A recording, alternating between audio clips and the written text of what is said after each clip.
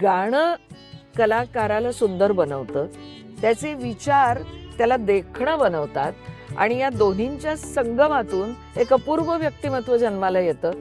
त्याला आपण विश्वमोहन वीणा म्हणतो. त्यांचं नाव आशाबाई.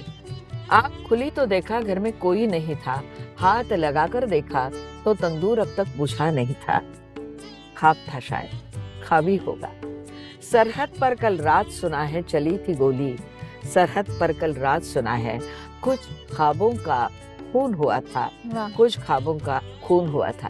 शेवटी त्याची लिहिलेली ताजी ताजी कविता आपल्याला द्यावी किंवा नजम आपल्याला द्यावी, हे मला वाटतं त्या मुलाखतीचं श्रेय आहे. त्यामुळे कुठेतरी ते हृदय उकलायलाच लागतं ग कुठल्या तरी क्षणाला, तेव्हाच ती मुलाखत सिद्ध होते. सुसंवादिनी सुमंगला तू.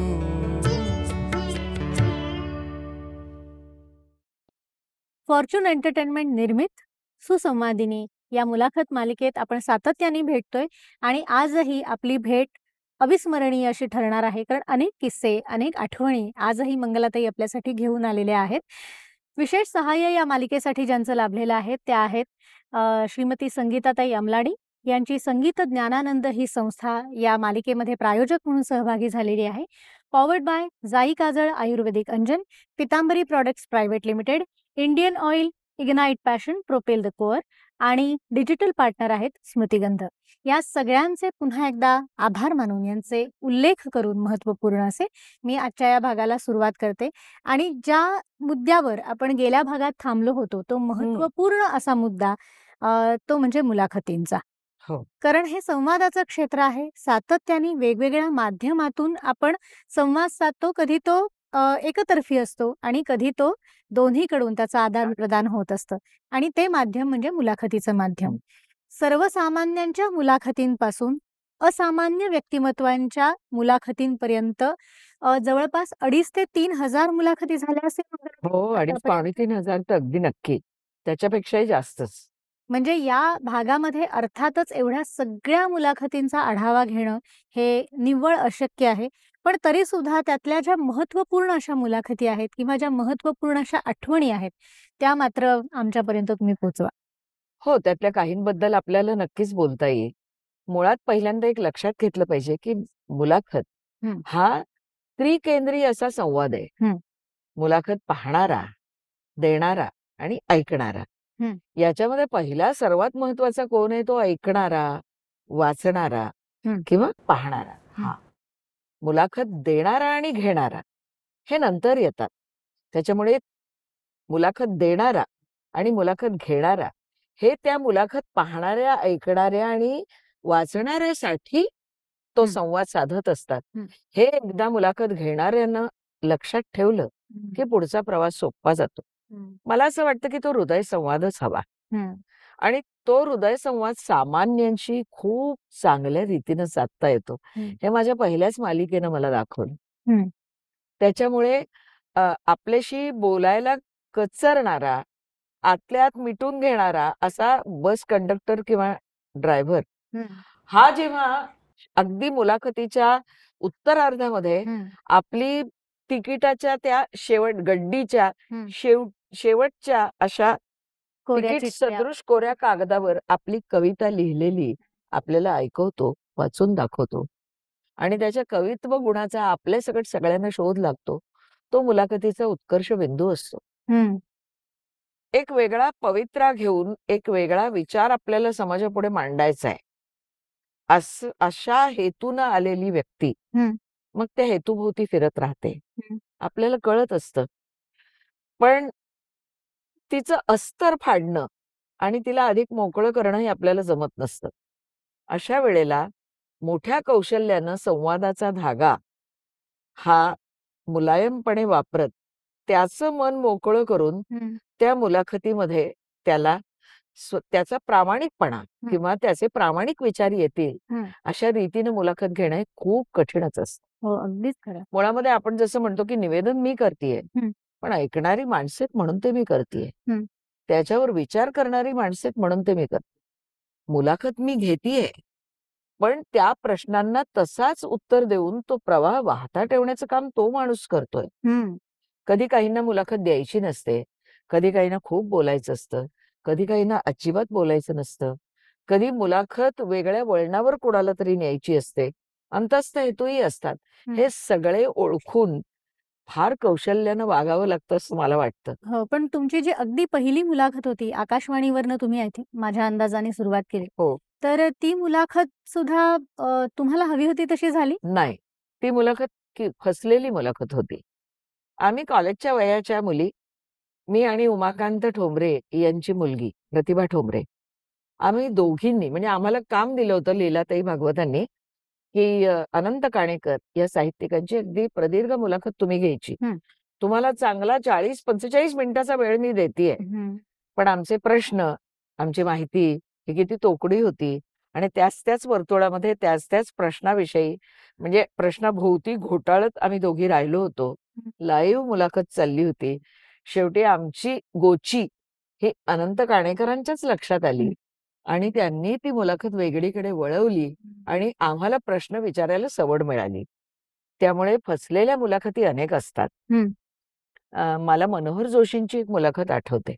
त्यावेळेला ते महाराष्ट्राचे मुख्यमंत्री होते आणि जो समुद्रावरून जाणारा रस्ता ज्याच्याबद्दल आता बरंच बोलणं आणि सगळं करणं आकाराला आलेलं आहे आणि एक रस्ता तर आपला सुरूच झालेला आहे समुद्राखालचा.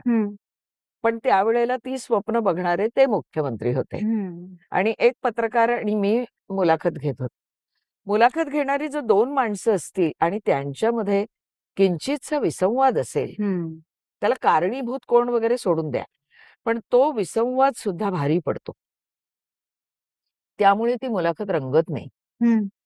त्यामुळे एका वेळेला 2 व्यक्ती प्रश्न विचारतात, त्यावेळेला दोघांनीही संपूर्णपणे त्या मुलाखतीसाठी समर्पित असणं आणि एकमेकांच्या बरोबर त्यांचं अनुसंधान असणं हे खूप महत्वाचं असतं. मी ती फसलेली मुलाखत म्हणते. कारण त्याच्यामध्ये मुख्यमंत्री महाराष्ट्राचे आपल्या हातात असून आपण त्यांना हवे ते प्रश्न विचारू शकलो नाही याचं सल आजही माझ्या मनात आहे. त्यामुळे मला जशा छान गोष्टी आठवतात तशा मला या गोष्टी आठवतात. मला रामकृष्ण बजाज यांची ग्राहक चळवळीच्या संदर्भात घेतलेली एक मुलाखत आठवते. माझ्याकडे फक्त 15 मिनिटं आहेत कारण त्यानंतर मला एअरपोर्टला जायला लागेल असं ते म्हणाले होते आणि त्याच्यानंतर त्या ग्राहक चळवळीच्या त्या विषयामध्ये ते इतके रंगले की 1 तास आमच्या बरोबर होते ते. मग त्यांच्या विमानाचं आणि त्या वेळेचं काय झालं ते मला माहित नाही. पण एक मोठा उद्योगपती आणि सामाजिक भान असणारं असं व्यक्तिमत्व माझ्या हातात आलं होतं. तर त्याचा त्या माध्यमासाठी मला उपयोग करून घेता आला. आणि तुला सांगू का श्रेयसी, उमलते दिवस, पालवी, समुपदेशनात्मक कार्यक्रम याच्यामध्ये मुलाखतीच तर असतात. त्याचा हेतू अंतस्थ वेगळा असतो. पण समुपदेशन करणाऱ्या मानसोपचार तज्ज्ञाला किंवा विकार तज्ज्ञाला आपण ज्यावेळेला बोलतं करतो त्यावेळेला त्यांच्यात आणि आपल्यात असणारं सौहार्द, स्नेह अत्यंत महत्वाचं असतं. अगदी. कारण त्याशिवाय आपण त्या व्यक्तीलाही मोकळं करू शकणार नाही आणि जे हवंय त्या व्यक्तीकडून जे अपेक्षित आहे, ते सुद्धा आपण काढून घेऊ शकणार नाही. आता तुम्ही बजाज सरांचा उल्लेख केलात आणि तसंच काहीसं मला वाटतं, की गुलजार यांच्या बाबतीत सुद्धा घडलं होतं. त्यांनाही वेळ नव्हता. त्यांचं कुठल्यातरी चित्रपटाचं काम सुरू होतं आणि तुम्हाला मात्र त्यांची मुलाखत घेणं अगदी भाग होतं, कारण त्यांच्यावर प्रदीर्घ लेख लिहून तुम्हाला तो वृत्तपत्राला द्यायचा होता. मग त्यांनी दिला तुम्हाला वेळ? सांगते तुला त्यावेळेला लाईफस्टाईल नावाचं माझं सदर लोकसत्तेत चाललं होतं आणि ते मुलाखतीवर आधारितच होतं. म्हणजे मी खूप मोठ्या मुलाखती घेत होते आणि त्या सदरासाठी मुलाखत घेता घेता संपादक म्हणाले की आपण गुलजारजींवर एक मोठा लेख करूया. अर्धा पानाचा लेख करूया पूर्ण आणि गुलजारने इजाजत दिली तर असं माझ्या मनात होतं. पण मला वाटतं आम्ही दिल ढूंढता है किंवा असं काहीतरी शीर्षक दिलं होतं. आता ते आठवत नाही. पण त्यासाठी गुलजारजींची मुलाखत घ्यायला पाहिजे. त्यावेळेला त्यांचे जे स्वीय सहाय्यक होते त्यांच्याशी संपर्क साधला. त्यांनी मला बोलावलं. त्यावेळेला नव्हे अंमळ आधीच अशी मी तिथं गेले. प्रचंड गर्दी. म्हटलं हे काय? मग माझ्या लक्षात आलं म्हणजे कोणीतरी सांगितलं. एका ठिकाणी मिर्झा गालिब ह्या मालिकेचा मुहूर्त, तर दुसऱ्या बाजूला माचीस या त्यांच्या चित्रपटाचा मुहूर्त. आणि ह्या सगळ्यासाठी माणसं जमलेली होती. गुलजारजींना बिलकुल वेळ नाहीये हे दिसत होतं आणि माझ्या पोटामध्ये धडकायला सुरुवात झालेली होती. म्हणजे आता माझ्या मुलाखतीचं आणि माझ्या लेखाचं काय होणार हा प्रश्न समोर. त्यांच्या स्वीय सहाय्यकानं थोडंसं असं घाबरत घाबरतच त्यांना सांगितलं की वो लोकसत्ता की बाई आई है. आणि त्यांनी असं ते वैतागाने जरासं असं मागे वळून बघितलं आणि म्हणाले, अब मैं क्या करूं, कहाँ है समय. आणि सगळ्या पत्रकारांना सरावलेले असं ते व्यक्तिमत्व. त्यामुळे पटकन हसून त्यांनी माझ्याकडे असं वळून बघितलं. "ओ आप हैं क्या? हो, हो. आज गलत समय पे आपको बुलाया. देखिए ना आप सामने देख रही हैं, तो आज तो हमारी बातचीत नहीं हो पाएगी." म्हटलं, "सर लेकिन मुझे तो आर्टिकल लिखना ही है, क्योंकि हम लोगों ने उसकी ॲड पहले की है." "ओह! कैसे कर सकते हैं हम अब?" असं म्हणत विचार केल्यासारखं करून ते म्हणाले, "अब ऐसा करते हैं कि वक्त का तकाजा है तो मेरे जितने भी आज तक के साक्षात्कार हैं, उसकी ज़ेरॉक्स कॉपीज़ हैं मेरे पास। वो मैं आपको दे देता हूँ। बस आप पढ़कर आपके आर्टिकल के लिए जितना भी ज़रूरी है, उसका इस्तेमाल करिए." आता माझा चेहरा पडत-पडत. कारण मी सुद्धा अगदी सामान्य कोणीतरी मुलाखतकार असले, तरी देखील मला विचारण्याचे काही वेगळे प्रश्न असतील ना, हे या थोर कवीला का समजत नाहीये, असं मला वाटलं. कुठेतरी त्यांची अगतिकता समजत होती, पण त्यांनी मला वेळ द्यावा असं वाटत होतं. आणि मग ते म्हणाले, "नहीं ऐसा करते हैं, ये तो आप लेकर जाइए ही, लेकिन चाय पीते-पीते आप पूछिए आपको जो कुछ पूछना है." अब चाय पीते-पीते कैसे पूछ सकते हैं? माझ्या मनात विचार आला. पण त्यांच्या कार्यालयात आम्ही गेलो. समोरासमोर बसलो. त्यांच्या मागे मीना कुमारीजींचं लार्जर दॅन लाईफ पोर्ट्रेट होतं. एका बाजूला राखी गुलजार या त्यांच्या पत्नीची अशी मोठी तस्वीर होती. एका बाजूची संपूर्ण भिंत लकडी की काठी, काठी पे घोडा यासारखी बालगीतं जिच्यासाठी रचली, त्या बोस्कीचं पोर्ट्रेट होतं. म्हणलं यांच्या जीवनावर प्रभाव टाकणाऱ्या या 3 स्त्रिया मला इथं समोर दिसत होत्या. म्हणजे मुळात त्यांचं नाव गुलजार कुठे गं? संपूर्ण सिंग कालरा. फाळणीच्या रक्तरंजित जखमा घेऊन वयाच्या 6व्या वर्षी ते पाकिस्तानची ती सीमा ओलांडून दीना या रावी काठच्या गावातून आपल्या वडिलांबरोबर भारतात आले. त्यानंतरच्या आपल्या आयुष्याबद्दल ते लिहिते झालेले दिसत नाहीत. पण त्यांच्या कवितांमधून आणि गीतांमधून त्या फाळणीच्या भळभळत्या जखमा आजही आपल्याला दिसतात. प्रागतिक विचारांच्या साहित्यिकांबरोबर आणि चित्रपट व्यावसायिकांबरोबर त्यांचा वावर वाढला. आणि त्याच्यानंतर चौरस राज सारखा कविता कथा संग्रह त्यांनी आपल्यासमोर आणला. त्यावेळेला एका वेगळ्याच संपूर्ण सिंगचं दर्शन झालं. आणि मग बेनझीर या चित्रपटाच्या वेळी मीना कुमारीजींशी त्यांचा स्नेह वाढला आणि त्या स्नेहाच्या अधिकारातून मीना कुमारीजी त्यांना गुलजार असं म्हणाल्या. आणि त्यांची ही हाक नाव बदलण्या इतपत त्यांना घेऊन आली आणि मग तेव्हापासून ते स्वतःला गुलजार म्हणून घेऊ लागले. हे सगळं माहीत असलेलं, सगळ्यांनाच माहीत असलेलं आणि इथं त्यांच्या जीवनावर प्रकाश टाकणाऱ्या, असर करणाऱ्या या 3 स्त्रिया मी बघत होते. आणि मग "पूछिए आपको क्या पूछना है?" असं त्यांनी मला विचारलं आणि मी त्यांना एक-एक प्रश्न विचारायला सुरुवात केली. म्हटलं, "तुमचा चित्रपट अगदी इजाजतचं उदाहरण घ्या.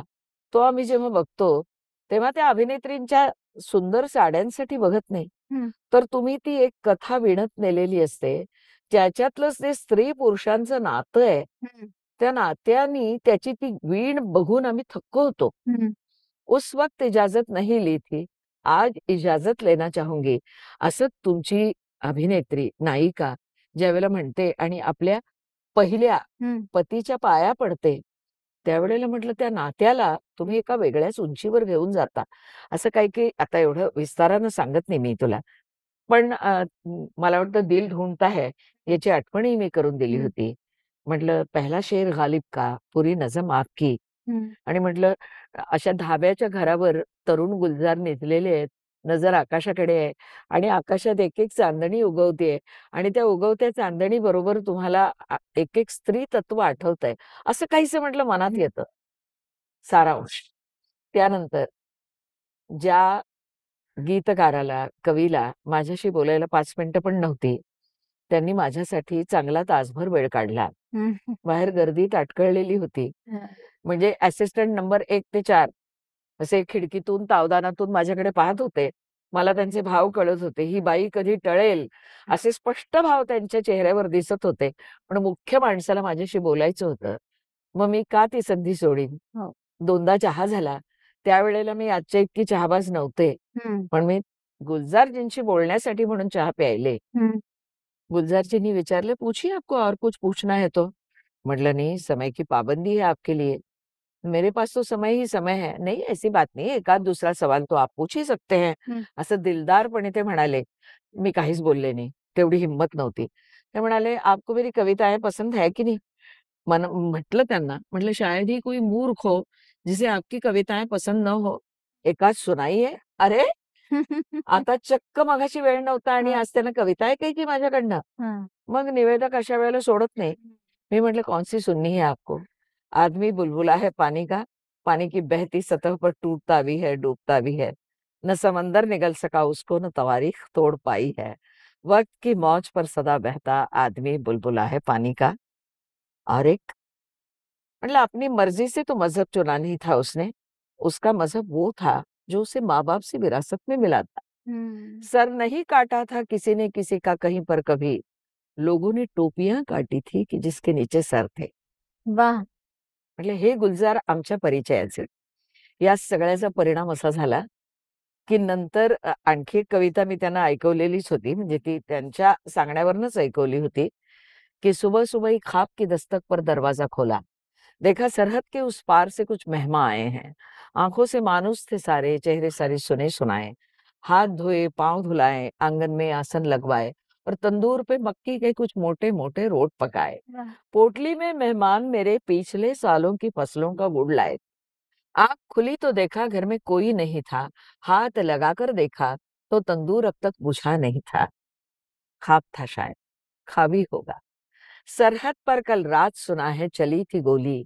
सरहद पर कल रात सुना है कुछ ख्वाबों का खून हुआ था. वाह! कुछ ख्वाबों का खून हुआ था.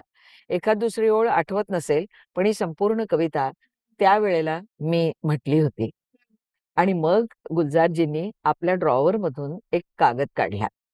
त्या कागदावर उर्दूमध्ये त्यांनी एक शेर लिहिला होता. म्हणाले, "आज सकाळीच ताजा-ताजा नजम लिखी है." असं म्हणाले.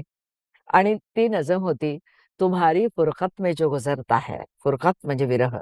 "तुम्हारी फुरकत में जो गुजरता है और फिर भी नहीं गुजरता. मैं वक्त कैसे बयां करूं कि वक्त और क्या है." वाह! आपल्याला मुलाखत द्यायला तयार नसलेल्या एका कवीनं शेवटी त्याची लिहिलेली ताजी-ताजी आता हा हिंदी शब्द आहे म्हणून असं म्हटलं. कविता आपल्याला द्यावी किंवा नजम आपल्याला द्यावी, हे मला वाटतं त्या मुलाखतीचं श्रेय आहे. खरंय, त्यामुळे खरंय. कुठेतरी ते हृदय उकलायलाच लागतं गं कुठल्यातरी क्षणाला. तेव्हाच ती मुलाखत सिद्ध होते. आणि लताबाई? लताबाईंची परिपूर्ण मुलाखत घ्यायची संधी नाही मिळाली. पण लताबाईंविषयी अभ्यास करणं आणि मंचाच्या मागे व्ही-आय-पी रूममध्ये किंवा व्ही-व्ही-आय-पी रूममध्ये हं. त्यांच्याशी बोलणं, त्यांचे वेगवेगळे पैलू निरखणं, हे मला खूप करता आलं. अनेक जवळिकीचे क्षण आले, हं. पण पृथ्वीच्या जवळ एखादा स्वयंप्रकाशित तारा आला, तर त्या ताऱ्याशी आपली जान-पहचान झाली, असा गैरसमज पृथ्वीनं करू नये, तसा तो मीही केला नाही. एक विवक्षित अंतर त्या स्वर सरस्वतीबरोबर मीही ठेवलं. हं. आणि त्यामुळे काही सुंदर क्षण माझ्याही वाट्याला आले, त्यातले मी काही सांगितले. हो. पण त्या आवर्जून माझ्यासाठी चहा बिस्किटं मागवायच्या कार्यक्रमानंतर. त्याला मी समजायचे, की आज आपलं निवेदन 60% हं. आणि चहा बिस्किटं घेतल्यानंतर जर बटाटे वड्यांची किंवा बटाटी भज्यांची ऑर्डर गेली, की मला लक्षात यायचं, की आज आपल्याला डिस्टिंक्शन. तर हे हां. सुंदर क्षण येणं किंवा एखाद्या गोष्टीबद्दल त्यांच्या मनामध्ये जर असंतोष असेल, हां. तर तो अतिशय संयमाने त्यांनी व्यक्त करणं हं. किंवा आपल्याला का वेळ होतोय बरं? असा आयोजकांना विचारण्याचा प्रश्न त्यांनी मला विचारणं. हं. ह्यातल्या ज्या जवळिकीचे धागे होते ना, हां. तेच माझ्यासाठी खूप महत्वाचे होते. आशाबाईंची आशाबाई. घेतली मी मुलाखत. म्हणजे आशाबाईंची तुम्ही प्रकट रंगमंचावरनं सुद्धा घेतलेली आहे माझ्या हो अंदाजाने हो आणि एका प्रदीर्घ लेखासाठी सुद्धा त्यांची मुलाखत तुम्ही घेतली आहे. स्वरमाला नावाचा एक दिवाळी अंक होता हं, आणि आशाबाईंना 60 वर्ष पूर्ण झाली होती हं, आणि त्यावेळेला त्या दिवाळी अंकासाठी मुख्य फीचर आशाबाईंची मुलाखत होती. आता त्यांच्यापर्यंत पोहोचायचं कसं? हं, तोवर 2-3 कार्यक्रम त्यांचे केले होते. हं, पण तरी देखील ते देतील का? असा प्रश्न होता. पण त्यावेळेला आमच्या सगळ्यांचे पाठीराखे होते मोहन वाघ. हं. जगप्रसिद्ध छायालेखक असा मी त्यांचा उल्लेख करीन आणि तितकेच चांगले निर्माते. मी त्यांना सांगितल्याबरोबर ते म्हणाले, की "चल, मुलाखतीची वेळ मी ठरवतो." त्याप्रमाणे त्यांनी ठरवलं. आशाबाईंनी मला 8:30 वाजता बोलावलं होतं. हं, 8:15ला प्रभुकुंजच्या दारात. हं. वेळ करायचा नाही. दस्तूर खुद्द आशाताई दार उघडतात, हा एक सुखद धक्का. अर्थात गैरसमज होत नाही माझ्या आयुष्यात. ते माझ्यासाठी नव्हतंच. माझ्याबरोबर त्यांच्या अत्यंत जवळचे असलेले हं, मोहन वाघ होते. त्यांच्यासाठी दस्तूर खुद्द आशाताईंनी दरवाजा उघडला होता. हं, आमच्या मुलाखतीला सुरुवात झाली. हं, मोहन वाघ म्हणाले, की "मी त्यांचे वेगवेगळे फोटो काढणार आहे. दरम्यान तू प्रश्न विचारायचे. हं, तेव्हा तू तुझं काम करत राहा, मी माझं काम करतो." हं, आणि तुला खरं सांगते, की आशाबाईंचं इतकं जिव्हाळ्याने बोलणं होतं त्या दिवशी. मी कोणाशी बोलतीये? मी एका सुगृहिणीशी बोलतीये. मी 3 मुलांच्या आईशी बोलतीये. मी जगप्रसिद्ध गायिकेशी बोलतीये. हं. आणि तसंच जीवनाच्या प्रत्येक अंगाला स्पर्श करण्याची असोशी मनात असलेल्या एका काय म्हणूया स्त्री तत्वाशी बोलतेय. मला काही कळत नव्हतं. त्या इतक्या सुंदर बोलत होत्या, आपल्या गतजीवनाबद्दल सांगत होत्या. हं. सांगता अशा गॅलरीत आल्या. मला त्यांनी 3 बाहुले दाखवले लाल रंगातले असे. अ, रबराचे बाहुले होते. म्हणाले, "पहिल्यांदा परदेशी गेले, तेव्हा माझ्या 3ही मुलांसाठी हे बाहुले घेऊन आले." हां. असं माझ्या घरट्यातनं माझी पिल्लं उडाली, आता मोठी झाली, पण हे बाहुले माझ्या सोबत आहेत. एक हळवी आई तिथं बघितली. जीवनाच्या प्रत्येक क्षणामध्ये त्यांनी केलेला संघर्ष त्या सांगत होत्या. सगळं करता मी सांगते तुला, मध्येच मोहन वाघ यायचे आणि म्हणायचे, "ती गुलाबी साडी तुमची निळ्या काठाची, ती नेसा."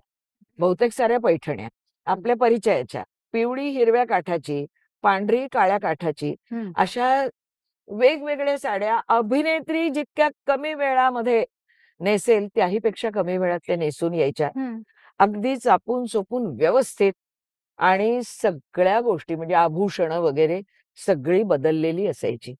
आणि तो खरा-खरा वाटणारा तो असा खोटा फुलांचा गजरा हं. किंवा एखादं फूल असं माळलेलं आणि म्हणजे गाणं कलाकाराला सुंदर बनवतं. हं. त्याचे विचार त्याला देखणं बनवतात आणि या दोन्हींच्या संगमातून एक अपूर्व व्यक्तिमत्व जन्माला येतं.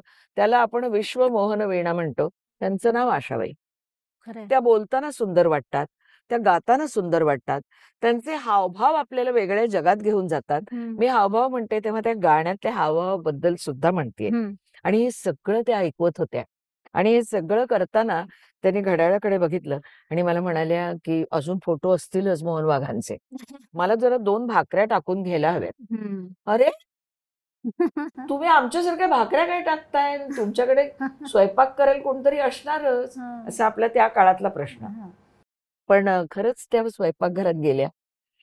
त्यानिमित्तानं मला त्यांचं स्वयंपाकघर बघायला मिळालं. स्टूलवर बसून मी त्यांना पुढचे प्रश्न विचारले आणि त्या मला सांगत होत्या, भाकरीची चांदुकली म्हणतो ना, तशी हां. छोटीशी भाकरी, अशी टम्म फुगलेली भाकरी ओट्यावर अशी दाबत म्हणाल्या, "बघ, भाकरी काय किंवा पोळी काय, जास्त वेळ जर नरम राहायला हवी असेल, तर अशी ओट्यावर उभी दाबायची, मग डब्यात ठेवायची." आता स्वयंपाकघरातलं हे इंगित मला ठाऊक होतं की नव्हतं, हा भाग आला एकदा. पण त्यांचं ते असं मान वळवून असं विचारणं इतकं सुंदर होतं ना. हं.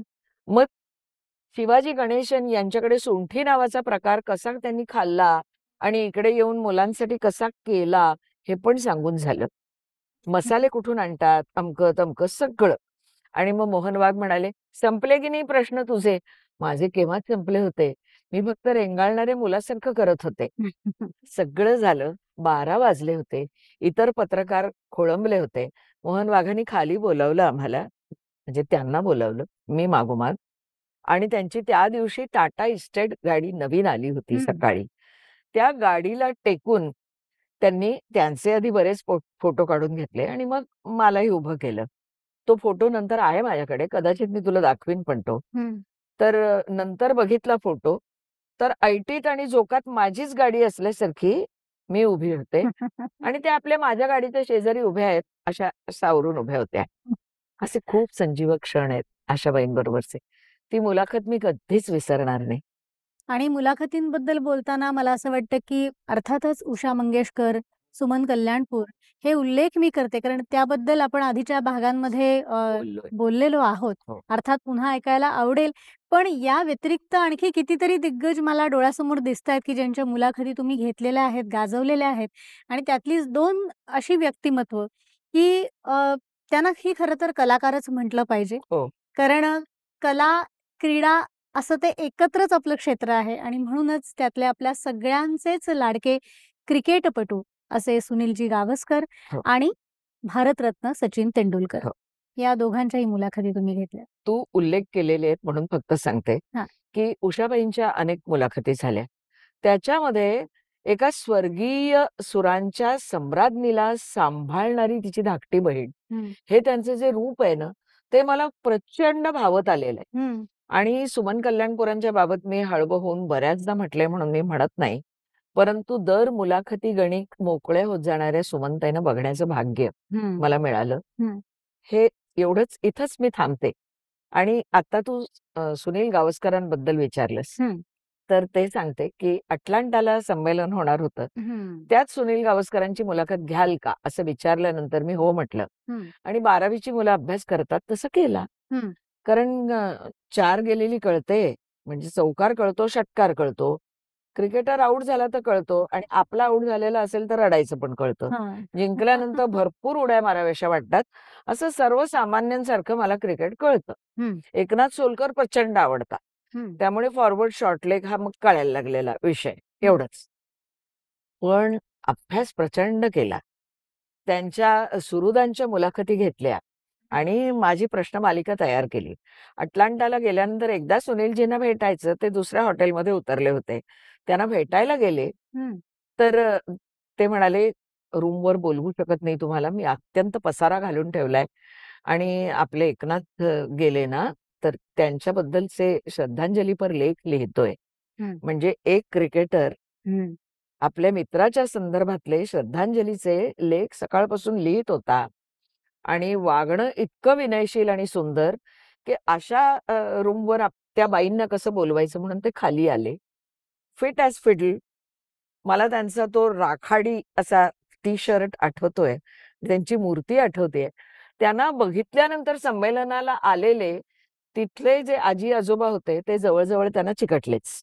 आणि जवळ 100 मंडळींनी त्यांच्यावर फोटो काढून घेतले. ते थकले नसतील, पण कंटाळले. कंटाळा दाखवला नाही. मला म्हणाले, "उद्या बोलू की आपण. तुम्ही मला प्रश्न विचाराल त्याचं उत्तर मी देईन, काळजी करू नका." तर काळजी करण्याव्यतिरिक्त काही करूच शकत नव्हते. सारखं आपले सगळे ते तपशील बघायचे. दुसऱ्या दिवशी मुलाखती सुरू झाली मुलाखत. त्याच्या आधी अगदी छान होतंय. 2-3 दिवस आम्ही एकत्रच होतो. तेव्हा कधी-कधी माझ्या चेहऱ्यावर मी चांगला स्वयंपाक करू शकते किंवा गृहिणी असं काहीतरी छाप असणार. कारण ते पटकन विचारायचे मला, "इथे चपाती मिळेल का आपल्याला आज?" तेव्हा त्यांना हो किंवा नाही सांगताना मला भयंकर वाईट वाटायचं. मग मी माझ्या तिकडल्या मित्रांना किंवा मैत्रिणींना सांगून ठेवलं होतं. मला असं वाटतं की सुनील गावस्करांना ना पोळ्या लागतात. तर आपण त्या आणूनच ठेवत जाऊया. म्हणजे त्यांना ज्यावेळेला मागतील त्यावेळेला आपल्याला त्यांना पुढे करता आल्या पाहिजेत. म्हणजे अशी जी काळजी घेणं वगैरे असे सुंदर प्रसंग. आणि आमची मुलाखत सुरू झाली. मुलाखतीमध्ये मी त्यांच्या 334 धावांचा उल्लेख करायचा. तेवढ्यात माझ्या परिचयाचा एक अभिनेता म्हणाला, "मंगल माहितीये ना तुला, त्यांच्या सर्वोच्च धावा त्या काळातल्या 330 आहेत हं." त्याचं चुकलं होतं. मला माहित होतं, की बंगाल विरुद्धच्या सामन्यामध्ये त्यांनी 334 धावा काढल्या होत्या. पण त्याचंच बरोबर असेल असं समजून आत्मविश्वासाची कमतरता कशी महागात पडते. मी 330 असं उच्चारलं. आणि ते पटकन म्हणाले, "एक सांगू का?" म्हटलं, "बोला की." मग आता आपण माती खाल्ली हे कळतंच ना ताबडतोब. त्यांनी जेफ्री बॉयकॉटचा किस्सा सांगितला. की तो कसा एका टॅक्सीत बसला होता, टॅक्सीवाला कसा त्यांचा फॅन होता आणि त्यांच्या सगळ्या विक्रमांची नोंद घेता घेता त्यांनी एक विक्रम कसा चुकीचा सांगितला आणि जेफ्री बॉयकॉट म्हणाले, आता नाही मी बसणार तुझ्या टॅक्सीत, आणि उतरले. आणि असा एक पॉज घेतला. म्हटलं, मला कळलं तुम्ही हा किस्सा का सांगितलात. मी तुमच्या 4 धावा कमी सांगितल्या. पण म्हटलं खरं सांगू का? म्हटलं तुमच्या धावांची बेरीज वजाबाकी करणारी एक जी जमात असते ना, त्या जमातीशी माझी बांधिलकी नाहीये. पण सुनील गावस्कर आउट झाल्यानंतर मॅचमध्ये काय राहिलं असं म्हणून टीव्ही किंवा रेडिओची बटणं पिरगाळून बंद करतात ना, त्या भक्तांमधली मी एक आहे. असं मी म्हटल्यानंतर ते हसले आणि त्याच्यानंतर आमची मुलाखत रंगात आली. रंगात आल्यानंतर ते असं म्हणाले, की वेस्ट इंडिजच्या त्या माझ्या पहिल्या दौऱ्यामध्ये माझ्या चक्क 700हून अधिक धावा 700 धावा झाल्या असं ते म्हणाले. आता मी त्यांना थांबवलं. म्हटलं, 1 मिनिट हा. मघाशी म्हटलं तुमच्या किती धावा मी कमी केल्या? 4. मला तो जेफ्री बॉयकॉटचा किस्सा ऐकवलात. आता म्हटलं आमच्या अत्यंत आवडत्या अशा क्रिकेटपटूच्या चक्क 74 धावा तुम्ही कमी केल्यात. आता तुम्हाला कोणती शिक्षा द्यावी ते जरा सांगता का? आणि त्यानंतर या छोट्याशा नोकझोकीनंतर आमच्यामध्ये कमालीचा मोकळेपणा आला आणि ती मुलाखत न राहता तो एक हृदय संवाद झाला. वा. आणि भारतरत्न सचिन तेंडुलकर? लाईफस्टाईल पुन्हा त्याच सदरासाठी त्यांची मुलाखत घ्यायला गेले. वय वर्ष अवघं 17-18 असेल त्याचं. आणि त्यावेळेला मुलाखत त्यांच्या आईनंच दिली. कारण मला वाटतं श्रीलंका किंवा पाकिस्तान किंवा तत्सम असा कुठेतरी दौरा होता. आणि त्यामुळे सचिन तर घरी, आता एकेरीच मला म्हणायला पाहिजे, सचिन घरी नव्हता. त्याच्या आईनं अतिशय छान मुलाखत देताना अशा आतून 2 काडेपेट्या आणलेल्या मला आठवतात. आणि त्या एका काडेपेटीमध्ये अर्धवट उघड्या एक छोटंसं कासव होतं. आणि म्हणे माझ्या सचिनला कासव पाळायचा भयंकर छंद आहे. आता हा जाणार एका देशातून दुसऱ्या देशात क्रिकेट खेळायला आणि त्या कासवाला पाणी देणं, त्याला किसलेलं म्हणजे गाजर देणं, हे सगळं काम माझं आहे. एका आईची सुंदर तक्रार ऐकली. त्या आईचं एक वाक्य मला आठवतं.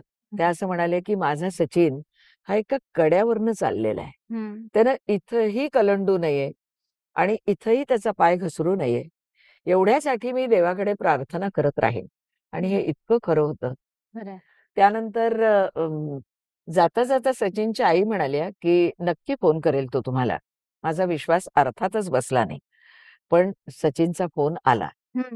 एक जे 2-3 प्रश्न विचारायचे होते ते विचारले. त्यात एक प्रश्न असा होता, की सामन्याआधी नक्की काय खायला आवडतं? कारण त्या प्रत्येक काय म्हणूया स्ट्रोकमध्ये ताकद कुठून येते एवढी?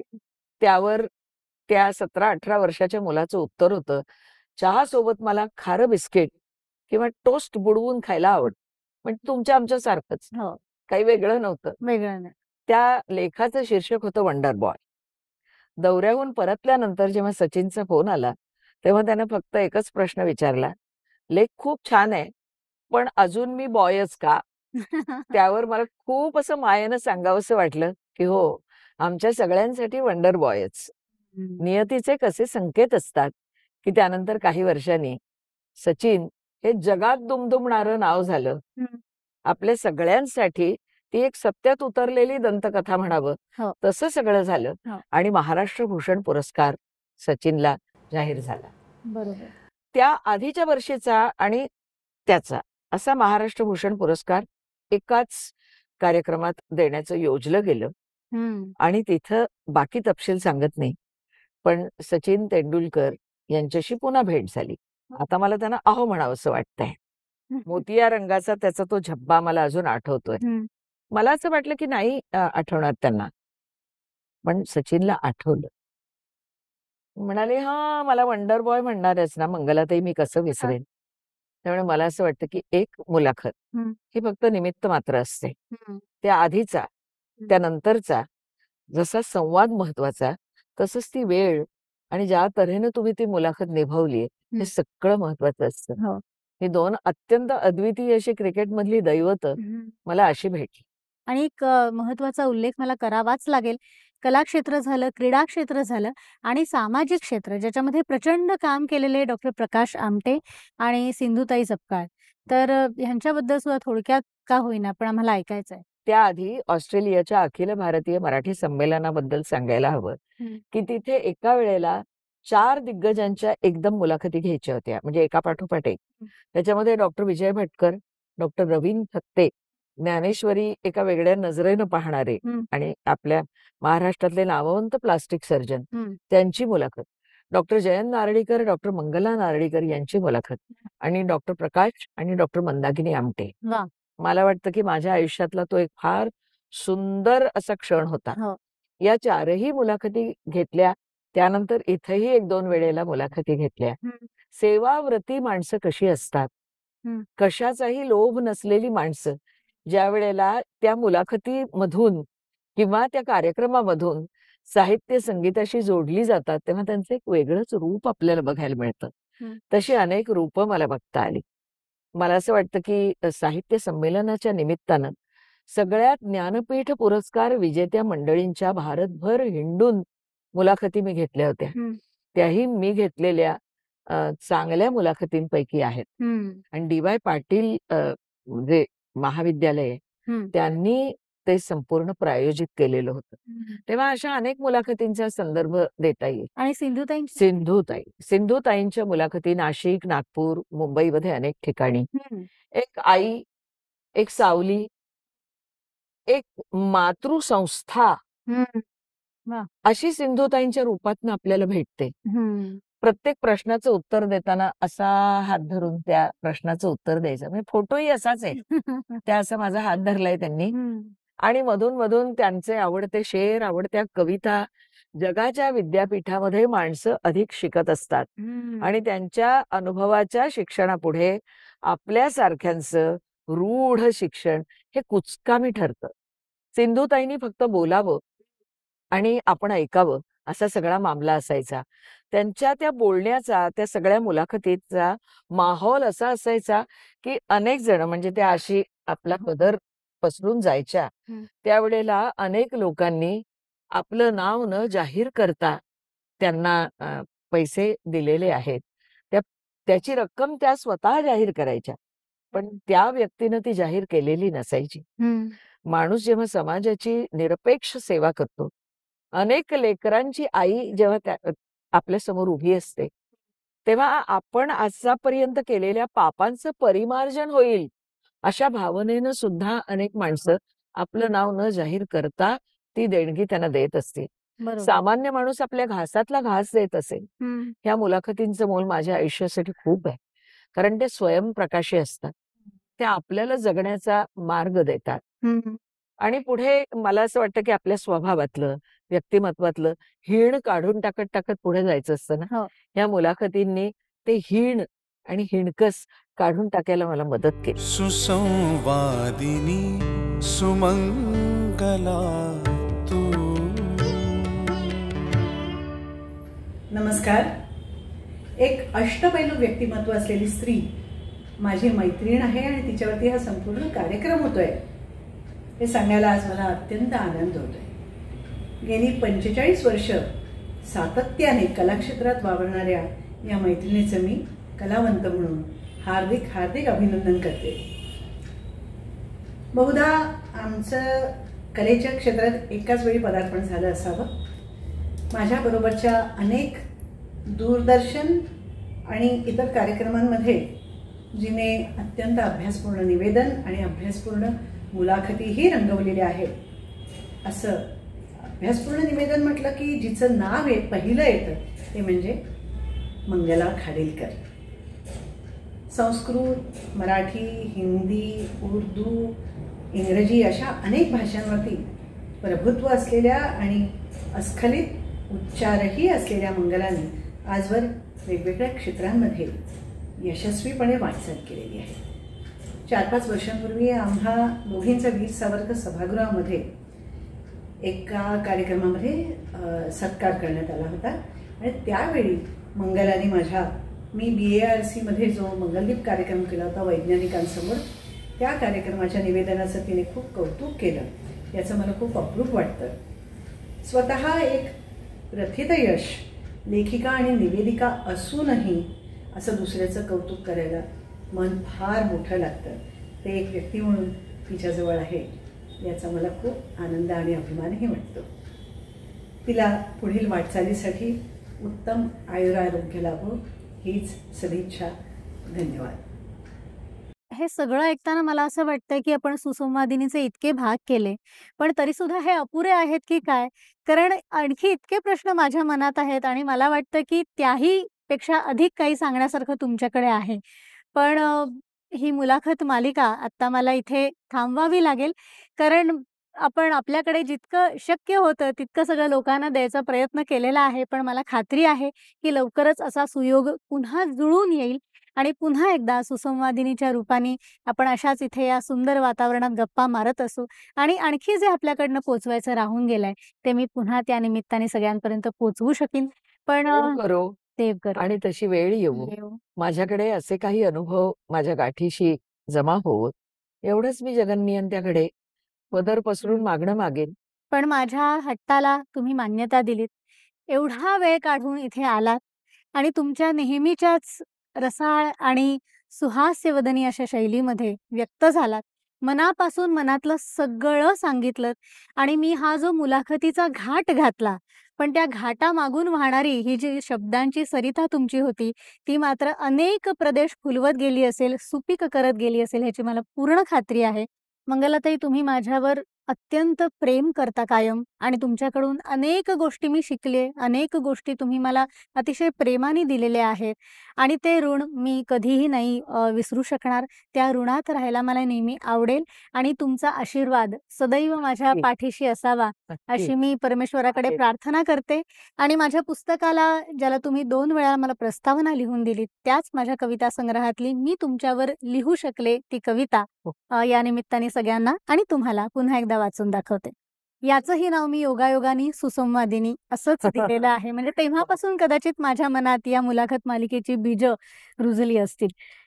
प्रिय मंगलाताई, नित्य निरंतर निज कष्टातून यातली प्रत्येक ओळ वाचताना आपला या मुलाखत मालिकेचा प्रत्येक भाग रसिक श्रोत्यांना, रसिक प्रेक्षकांना नक्की आठवेल आणि मी कुठल्या संदर्भाने ह्यातली कुठली ओळ लिहिली आहे हे त्यांना पटत जाईल. नित्य निरंतर निज कष्टातून चिंतन मनननी वाचन लेखन विषय कोणता जाणीव ठेवून नित प्रकटावे अभ्यासातून. रसिक मनाची पकड घेऊनी रंगमंच हा स्वये उजळुनी अटकावच मग नुरतो तेथे बोल आपुले असती जेथे.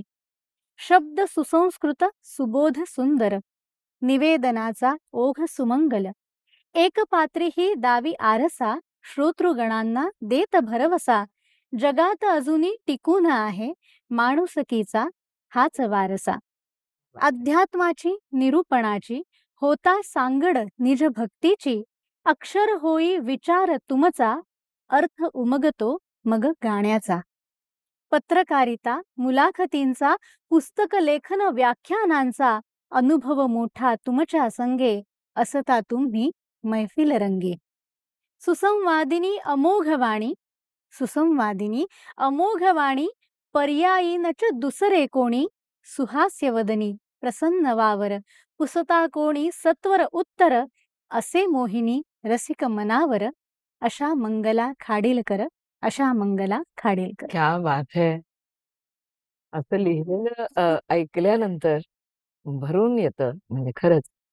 आणि ही तुझी जी कविता आहे ती माझ्या घरामध्ये अगदी दर्शनी भागामध्ये मोठ्या अक्षरामध्ये तू आणि मंदारनी कॅलिग्राफी करून दिलेली ती माझ्याकडे आहे. आमचा मित्र प्रसाद ओक यांनी ती कॅलिग्राफी केली आणि ती देताना मला अतिशय आनंद झाला आणि मी दिल्यावर तुम्ही ती लावलीत, सतत दिसत राहील अशी, ह्याचा आणखी विशेष आनंद झाला. पण तुर्तास इथे थांबूया. सुसंवादिनीचे सगळे भाग तुम्ही बघितले असतील. पुन्हा बघा, आपल्या सगळ्या आप्तेष्टांपर्यंत हे भाग पोहोचवा आणि त्यातलं जे सुंदर आम्हाला मांडता आलं आहे ते नव्या पिढीपर्यंत कसं जाईल ह्याचाही आवर्जून विचार करा. कारण जसं हे आमच्यासाठी संचित आहे, महत्वाचं आहे, तसं येणाऱ्या सगळ्या पिढ्यांसाठी ही एक मार्गदर्शनाची वाट आहे असं मला वाटतं. इथेच थांबते आणि लवकर भेटण्यासाठी इथेच थांबते. पुन्हा एकदा सांगतेकडे जाताना जे सगळे प्रायोजक आहेत सुसंवादिनी या मुलाखत मालिकेचे, त्या सगळ्यांचा जाणीवपूर्वक उल्लेख करते. संगीत ज्ञानानंद ही जी श्रीमती संगीता आमलाडी यांची संस्था आहे, त्यांचे संगीतप्रेमी सुपुत्र श्री ज्ञानेश यांच्या स्मरणार्थ त्यांनी विशेष सहाय्य आपल्याला दिलेलं आहे.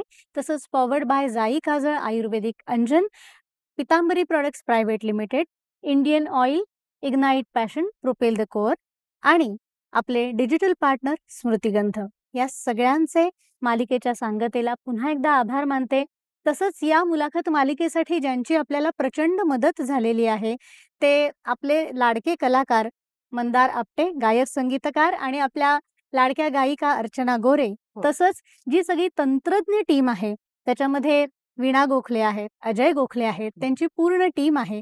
या सगळ्यांचे मी आभार मानते, कारण या कोणाच विना आपण इतकी सुंदर मालिका तयार करू शकतो. नक्की, खरंच आहे. त्यामुळे कदाचित काही उल्लेख माझ्याकडनं राहून गेलेही असतील, त्यांनी मला क्षमा करावी. तेव्हा फॉर्च्यून एंटरटेनमेंट प्रस्तुत सुसंवादिनी या मुलाखत मालिकेत मी इथे पूर्णविराम नाही म्हणणार, पण अल्पविराम घेते. पुन्हा लवकरच भेटू. धन्यवाद.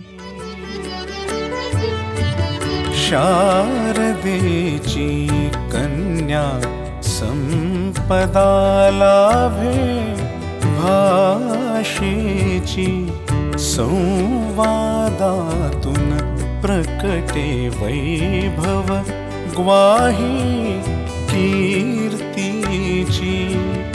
ओघ वाणीचा अमृतमय हा, ओघ वाणीचा अमृतमय हा, सालंकृत प्रतिभा. सुसंवादिनी सुमंगला तू.